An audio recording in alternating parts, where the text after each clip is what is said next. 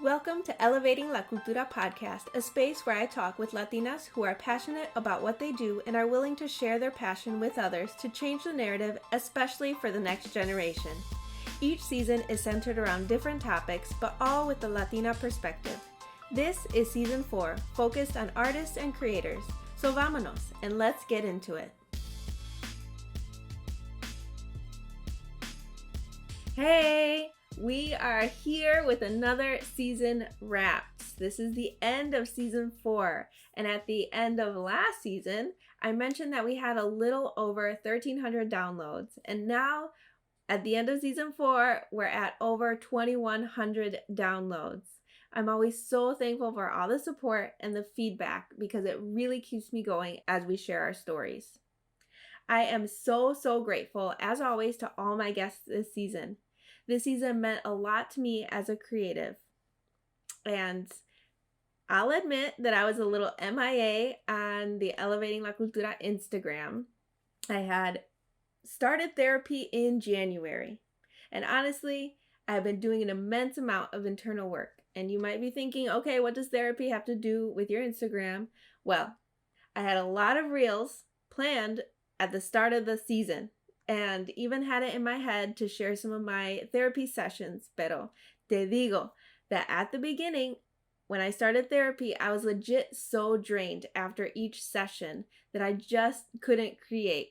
My brain space was taken up by all of the internal work I was doing and processing through, that I just put the fun creative Instagram on hold.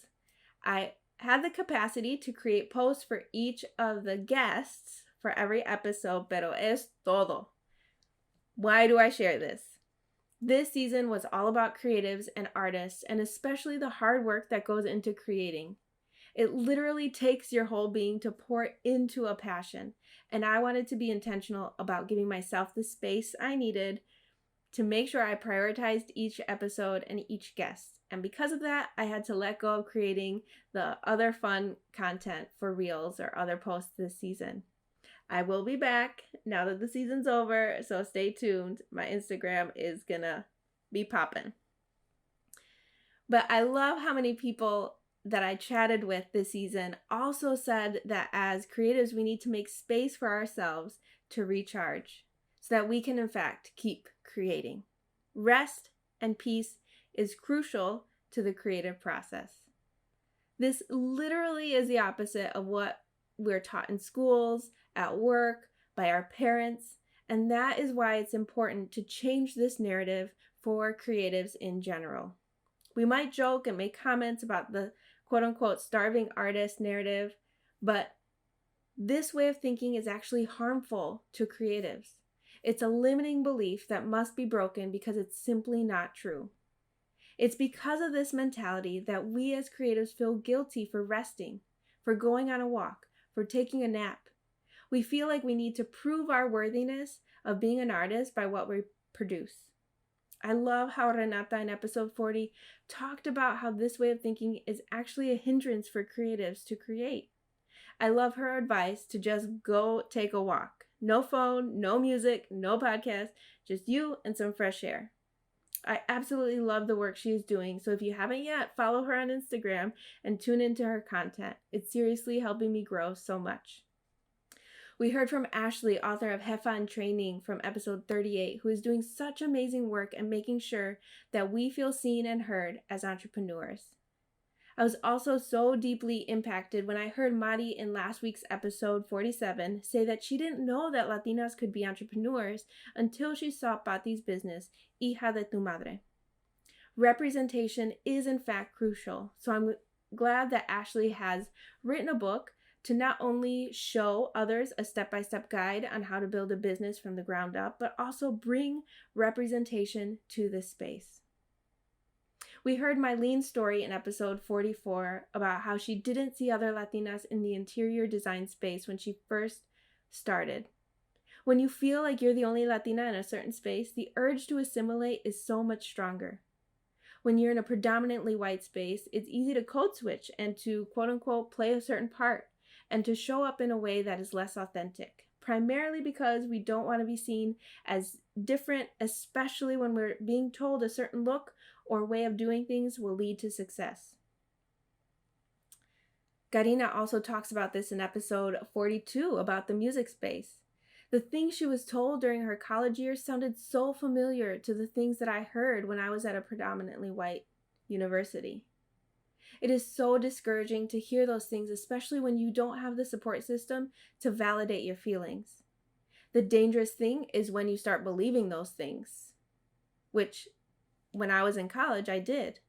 I started thinking, oh, well, maybe I am only here because they needed diversity numbers.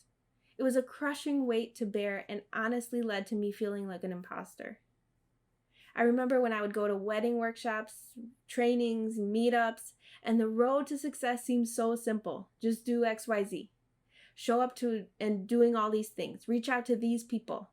But the people who were leading were coming from a different cultural background. I remember feeling kind of like, well, how am I supposed to show up like you're telling me if that really isn't me? I don't have the network that you're talking about because I didn't have access to the networks that they had.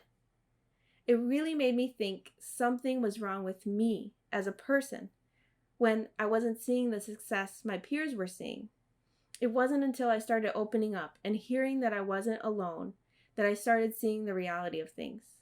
It was then that I started being intentional about reaching out to other Latinas to see if they felt the same or had similar experiences.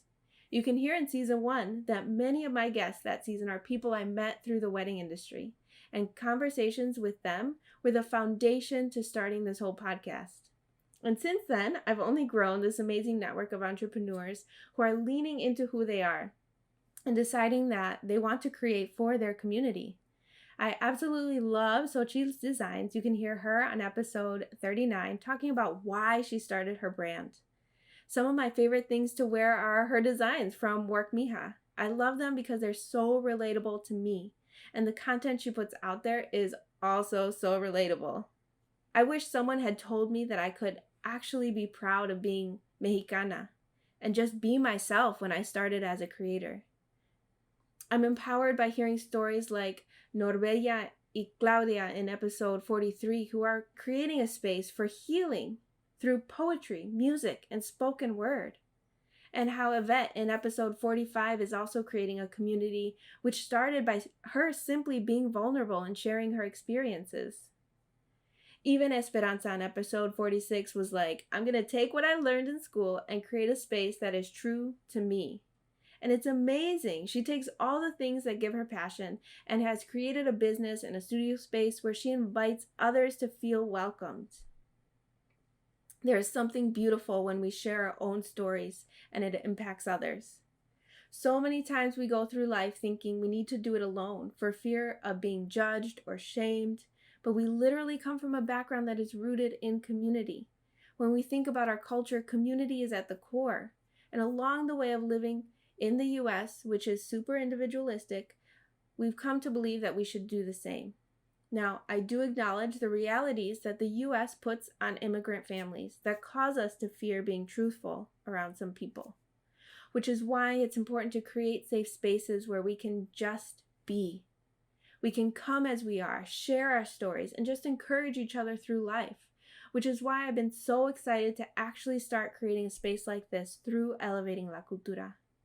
This year, my friend Veronica from season 1, episode 9, and I started to host in-person meetings. I mean, what better way to grow a community, keep sharing our stories, than to do it over some botanas? So we are hosting a little comadre hangout every month. Now, to get all the info, make sure you join the email list, and you can see that on the website. But this primarily is a time to get to know other Latinas, share our stories. Come as you are, we share a meal, get to know each other, and encourage each other in where we are in life. So if you're in Chicago, join us for the next brunch later this month. In the intro to this season, episode 37, I said that as I talk to each guest, I want to bring to light that if there have been feelings of guilt or like doing something creative is a waste of time, then you're not alone. Your feelings are valid. But I wanted to create a space for us to shift our way of thinking about creative fields and think about how we can empower the next generation to flourish. Many of the creatives I talked to this season have mentioned that they have had some pushback or some skepticism from parents about pursuing a creative field, and they have gone to school to study something that was adjacent to their passion, like marketing or teaching. But I love that Mari from Latinx Marketing shared what it could look like if her parents are completely supportive of their kids' career choices. Even if we ourselves aren't in a creative field, I want us to start thinking about how we can encourage the next generation to pursue whatever brings them joy, and to know that one can be successful in a creative field. And like I mentioned in the intro, that perhaps we have to acknowledge that the definition of success is shifting, and that is okay. We are a generation that is continuing to build onto the sacrifices that our parents made to get us to a place where we can actually think about what brings us joy, peace, and happiness. I'm reminded of what Sandra from Papelitos Lindos said in episode 41, that it's more important to take time to figure out what is truly important to us in each stage of our lives.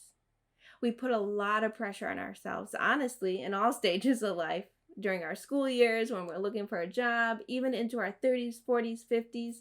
But there's no wrong age to do anything, and we need to step away from a specific time frame or a specific roadmap and just lean into our joy and live out who we are at our core, unapologetically.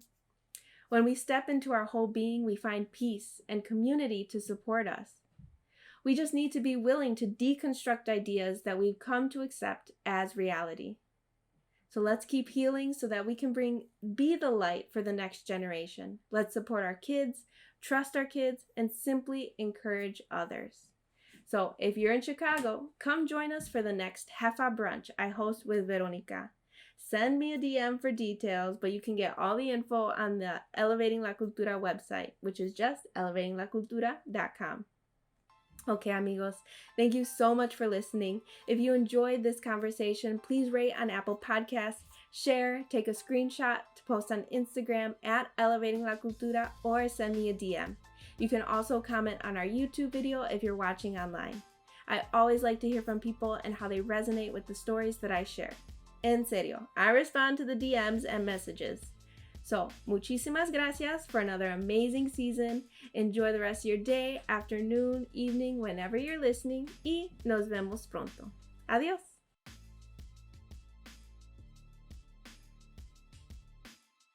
Okay. If you're still listening, I promised a little sneak peek into what next season will be about. And it's going to be a solo cast where I share my story. It will be a mini episode, not as long as a full season, but each episode will dive deeper into a certain area of my life. I mentioned that I've been going to therapy, and I'm at a place now where I can share more deeply about my story. My journey through assimilation, my story as a daughter of an immigrant, as a wife, as a mother, all the things. I'm going to get into it. People have asked me in the DMs and in person to share more about me, so I'm doing it.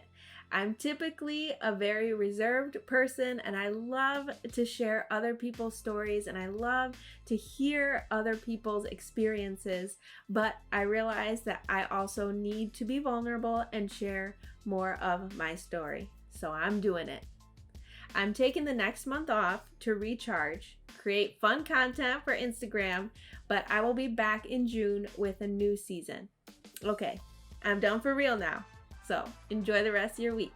Adios.